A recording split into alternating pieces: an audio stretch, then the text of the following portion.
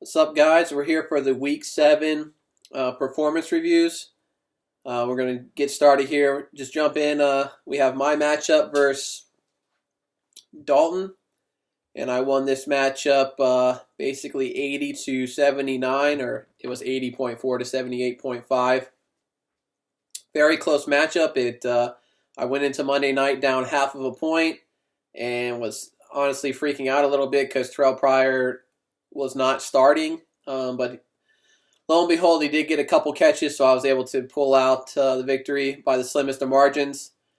Obviously, I got fairly lucky this week. I scored the 11th most points in the league, but luckily I played the guy who scored the least. So got the win there, so I'm happy. I just wish my team would perform better. My team had Breeze with 19, Freeman with 11, Brandon Cooks with 15, Jimmy Graham had 13. Nothing really to talk about on my bench. Powell had 9, but nothing else. Everybody else sucked. My kicker got hurt in the game, so that kind of hurt my team. My defense put up a point. Pryor only got 2, and then a couple guys with 6 points, but nobody did really horrible outside of the defense. If we look over here at Dalton's team, he had Carlos Hyde with 11. Kamara had 13. Safarian Jenkins basically had 10. His kicker was his big score on the week was 17. That really helped his team hang in there some. His 3 receivers is what killed him. Nobody got over 2 points, 1.8, 1.6, and 1. So that really hurt him there. Nothing going on his bench there. So I know Dalton has made a trade today. He sent Jordy Nelson to Dakota's team for Jameis Winston and Aaron Jones. So everybody seems to be giving their better or at least bigger name players to Dakota. So I'm sure every week Dakota's team will be projected to win based on the names, and I know how the projected scoring goes. The bigger the name, the more points they project that player to get. But we'll see how that works out. Obviously, Jordy's going to have likely a decline in his production with the injury to Aaron Rodgers there, and that was obviously seen this past week with Hundley. So we'll see how that goes. The next matchup I have here is Dakota versus Phillip. This was a huge blowout with Dakota winning 179 to 87. We'll look at Phillip's team here. He had Kirk Cousins with 24, Todd Gurley with 23, and then nobody else had double digits on his team. Did have Alex Smith on the bench with 26, so it didn't really, not a big difference in his quarterback play there. Crowell was on the bench as well with 9. Some of his duds, he had Coleman with basically 2 points. Devonta Freeman with 2 points. AJ Green got 6. He had Sterling Shepard in the lineup. I believe he was a late scratch, so I think that's why he wasn't able to probably adjust things at the last minute. He did have a receiver on the bench in Jordan Matthews, but he only got 2 points. It wouldn't have made a big difference for him there. Everybody else did. Looks like they did all right. If we look over here at Dakota's team,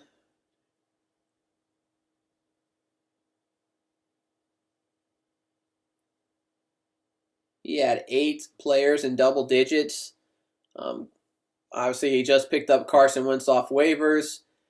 It sucks that he was able to get a good quarterback like that. I tried to get him, but I didn't want to spend too much fab on him. He put up 31. Bell got 21. Hunt got 14. Dez Bryant was 16. Michael Thomas had 12. Jordan Reed with 22. Elliott obviously had the biggest week for fantasy. He had 40 points here. He had Gostkowski with 11. Even on his bench, he had Winston, who had 23, and Aaron Jones, who had 21. Obviously, he just dealt both of those players for Jordy Nelson, so we'll see how that trade works out for him there. No real duds in his lineup outside of Fitz with 4 points, and with Carson Palmer's injury, maybe that's why he pulled the trigger to make the trade for a receiver, because obviously I project Fitzgerald's production to go down with the injury to Carson Palmer and Drew Stanton taking over at quarterback, and if he sucks, they'll put in Blaine Gabbert.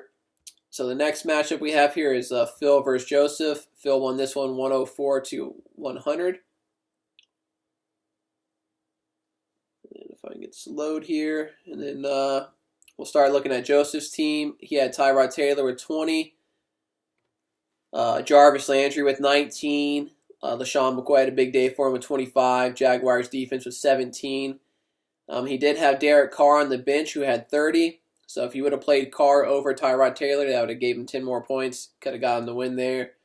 Also had Allen Hurns on the bench who had 13, so he could have inserted him at one of his two of the receiver spots where the receivers didn't produce that, and would have helped him as well.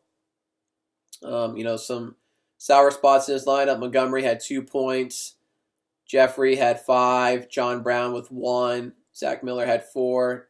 Not horrible, I guess, for Zach Miller, especially considering he caught one of the 4 completions the Bears had on the game. His kicker had -1. Missed 2 field goals, I believe, in the game. If we look at Phil's team, he had Dalton with 10. Latavius Murray had 17. Antonio Brown with 15. Tyreek Hill had 22. And he had Justin Tucker, who put up 14. Had Roethlisberger on the bench with basically 17. Also had Marquise Lee on the bench, who had 9. A couple producers there. Obviously, Roethlisberger would have helped him get a few more points in the matchup there. But decided to go with Dalton, and didn't hurt him this week. He was able to still get the victory there.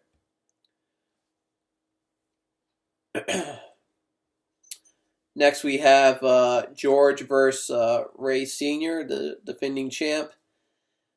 George got his second win of the season. He won this one 121 to 99. We'll look here at Ray Sr.'s team. He's got Tom Brady, who had 19. Deshaun Jackson had 10. Mohamed Sanu with 10.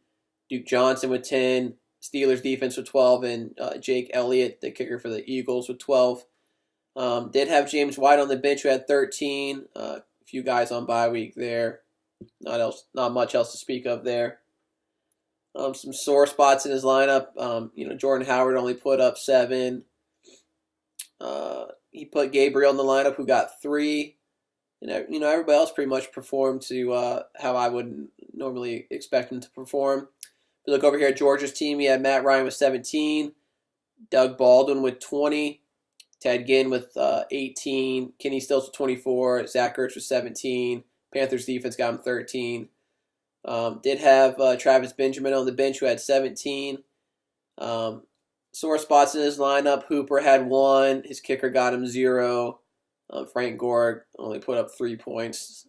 Colts had a pretty tough matchup there with Jacksonville this week. We got 2 more matchups here to look at. Next up, we have Garrett versus Michael. And this was another one of the lower scoring games of the week. Both of these guys would have probably lost playing anybody else, just like myself. Garrett was able to pull this victory out. It was 92 to 86. We'll look at Michael's team first. He had Mike Evans give him 18, Cooper Kupp with 13, Jason Witten with 13.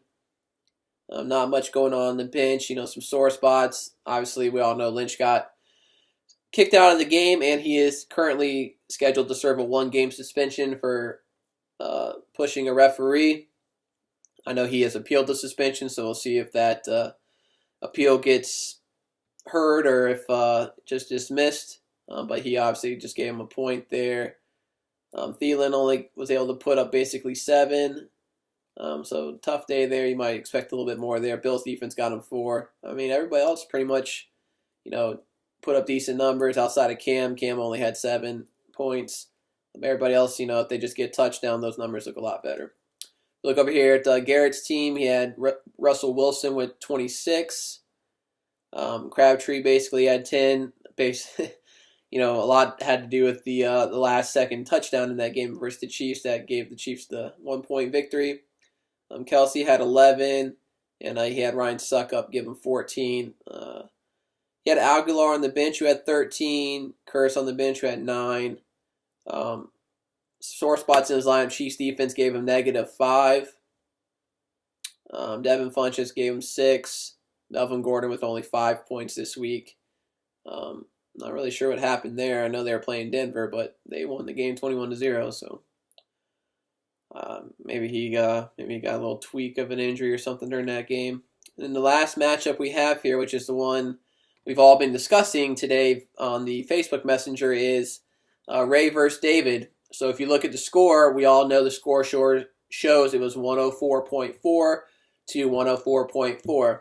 So for all of us, that appears to be a tie. We've had one tie already this year between Ray Sr. and Joseph, and it was counted as a tie. But this time it's showing Ray as the winner over David, and Ray did some research to figure out what it was, and I think we all learned something today, that because we do decimal point scoring, it really the only thing it really affects is the quarterback, because all the other positions get 0.1, so it's to the first decimal place, but quarterbacks, because we decided to give them 0.04 points for every yard, so they have to get 25 yards passing to get a point, I believe. That's how it's working out there. So Ray did some digging. Obviously, you guys know if you hover over the score of any team, you can get the exact score. So like if I hover over Michael, it says he's 86.1. If I hover over it, it shows he's actually 86.14. And then, I hover over Garrett, he's actually 92.26, not 92.3. So Ray actually won the matchup by 0.04 because his quarterback threw for one more yard than David's. So as crazy as that sounds, that is pretty unique. I never seen that before. So thanks to Ray for doing the research and figuring out how he got the victory there, because I think we definitely all learned something here. And now I find it even crazier that a team could possibly tie, given, the breakdown there. So the fact that Ray Sr. and Joseph tied earlier this season is just even crazier. So as we know, Ray got the victory here by 0.04 points, by one passing yard. So we'll look at the matchup here. Ray had Jared Goff with 19, Matt Forte with 11, Amari Cooper obviously had the huge week. Got 39, Evan Ingram at 15, and his whole bench was basically on bye week, or he had the one injury with Leonard Fournette. So I'm sure he's happy with Fournette being out. He was able to squeak out the victory. Some sore spots, he had Bengals defense get him -4. Mike Wallace got 1.4. I believe he got hurt in the game. Amendola put up 3. C.J. Anderson was 6.6. We look over here at David's team. Prescott had a huge day for him with 30. Mark Ingram with 19. Chris Thompson with 15. Julio Jones with 20. And he had Titans defense with 13. Did have Phillip Rivers on the bench with 15, but obviously played the right quarterback there. And, not too much else. He could have played. He did have a couple receivers on the bench he could have put in the lineup that would have given him the win. Watkins on the bench had 5.7, and Robert Woods had 8.8.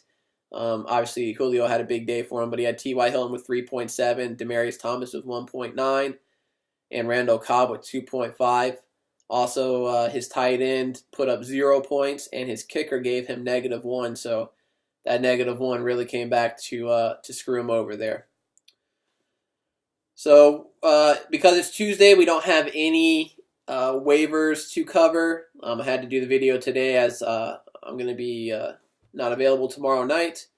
So, good luck. Make sure you guys get your waiver claims in. I know there is a crap ton of teams on bye week this week. I believe there are 6 teams on bye. So, best of luck to everybody. I'm still holding down the #1 spot, but I will have the updated power rankings, and I won't be #1 in power rankings, I can tell you that. So, best of luck, everybody. See you next week.